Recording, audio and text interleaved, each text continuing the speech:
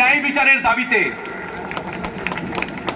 যে ন্যায় বিচারের দাবিতে আমাদের এই আন্দোলন, আমাদের এই বিক্ষোভ, আমাদের লালবাজার অভিযান, স্বাস্থ্য ভবন অভিযান, এই সমস্ত কিছু হয়েছে। আজকে এই মুহূর্তে দাঁড়িয়ে আমরা দৃপ্ত কণ্ঠে বলছি, এই যে সাধারণ মানুষ তাদের শির দ্বারা যে সোজা আছে, সেই জায়গা থেকে এই আন্দোলন আমরা চালিয়ে গেছি।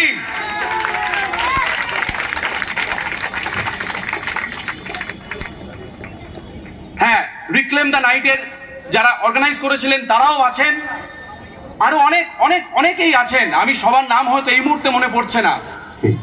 তাই আপনারা যেভাবে বিগত গত কয়েকদিন ধরে যে ন্যায় বিচারের দাবিতে আমাদের এই আন্দোলনকে সমর্থন করে গেছেন, রাস্তায় পায়ে পা মিলিয়েছেন, গলায় গলা মিলিয়েছেন, নিজেদের সমস্ত স্বাচ্ছন্দ্য সুখকে সাইডে রেখে আপনারা যেভাবে দাঁড়িয়েছেন, তার জন্য ডব্লিউবিজেডিএফ আপনাদের সকলকে প্রণাম জানাই।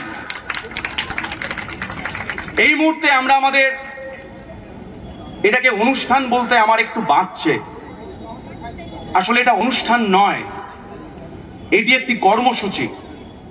এইখানে যে বিপুল জনসমাগম হয়েছে তারা প্রত্যেকে নিজের জায়গা থেকে আপনাদের অনুরোধ করব, জানি পেছনে অনেকে দাঁড়িয়ে আছেন, গরমের মধ্যে কষ্ট হচ্ছে, অনেকের অনেক অসুবিধে হচ্ছে, কিন্তু আবারও বলছি, যতক্ষণ না আমরা ন্যায় বিচার পাবো ততক্ষণ কিন্তু আমরা কেউ ময়দান ছেড়ে যাব না।